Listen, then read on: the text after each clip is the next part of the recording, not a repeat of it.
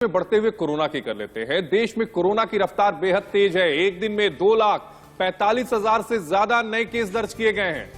तो वहीं महाराष्ट्र की अगर बात करें तो महाराष्ट्र में 46,723 नए मामले सामने आए हैं और 32 लोगों ने अपनी जान गंवाई है। तो मुंबई में कोरोना के 16,420 नए मामले दर्ज किए गए हैं और 2 लोगों ने कोरोना से अपनी जान गंवाई है।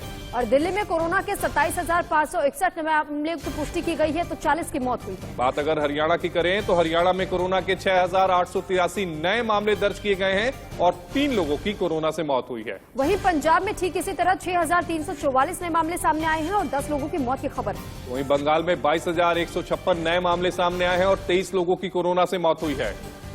तो कर्नाटक में कोरोना के 21,390 नए मामले सामने आए हैं और 10 की मौत हुई है। इसी खबर पर ज्यादा जानकारी के साथ हमारे सहयोगी ऐश्वर्या दिल्ली से हमसे लाइव जुड़ रहे हैं। ऐश्वर्या, दिल्ली में जो संक्रमण दर है वो तेजी से फैल रहा है। 26% से ज्यादा संक्रमण दर प्रतिदिन आ रहा है। इसके अलावा अगर हम केसेस की बात करें तो पिछले साल जब कोरोना पीक पर था तब 28,000 के करीब केस आए थे, लेकिन अभी दिल्ली की अगर हम बात करें पिछले 24 घंटे में तो 27,000 से ज्यादा केस आए हैं दिल्ली में।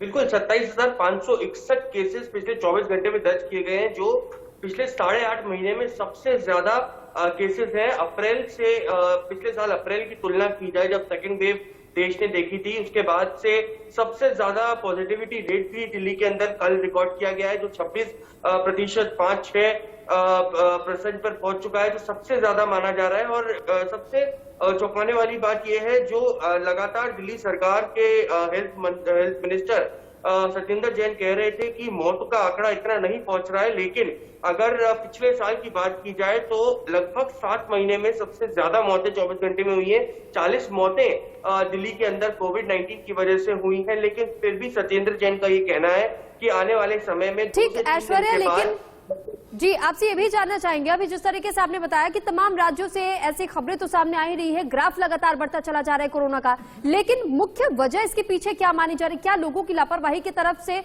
ये मामले लगातार बढ़ते जा रहे हैं या फिर कहीं ना कहीं कमी प्रशासन की तरफ से भी देखने को मिल रही है जिसकी वजह से संक्रमण का दायरा बढ़ रहा है?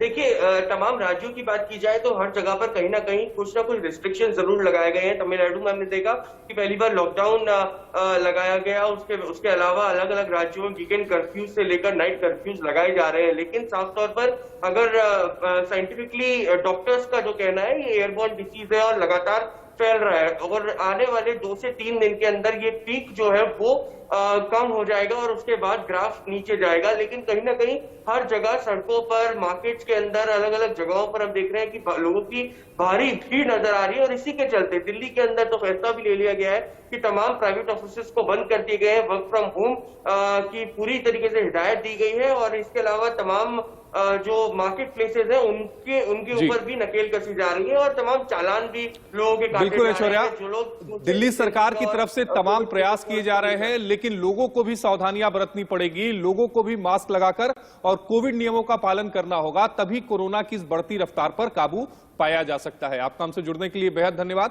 अगली खबर का रुख करते हैं। केंद्रीय स्वास्थ्य मंत्रालय ने कोरोना के बढ़ते मामलों को लेकर चिंता जताई है। स्वास्थ्य मंत्रालय के सचिव लव अग्रवाल ने कहा कि 30 दिसंबर को संक्रमण दर 1.1% था, जो बढ़कर 11.05% हो गया है।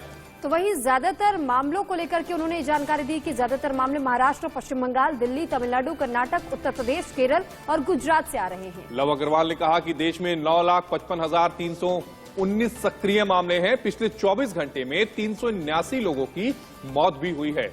और इतना ही नहीं, उन्होंने ये भी बताया कि कोरोना के मामले 159 देशों में अब तक बढ़ चुके हैं। हम देखते हैं कि जहां 30 दिसंबर को देश में ओवरऑल केस पॉजिटिविटी 1.1% थी, अब वह बढ़कर करीब 11.05% हो गई है। WHO के द्वारा बताया गया है कि PCR डायग्नोस्टिक अभी भी ओमिक्रॉन के डिटेक्शन के लिए वैलिड है। एक मुख्य विषय WHO की तरफ से आया है, वह यह है कि वैक्सीन जो हैं वह हॉस्पिटलाइजेशन, अगर वैक्सीनेशन नहीं किया हो तो हॉस्पिटलाइजेशन के चांसेस बहुत ज्यादा हैं vis-à-vis people who are vaccinated, जो कि एक बहुत ही पॉजिटिव न्यूज है। और इसके द्वारा हम सबसे रिक्वेस्ट करना चाहेंगे कि हमारा कंटिन्यूड फोकस ऑन वैक्सीनेशन बना रहे।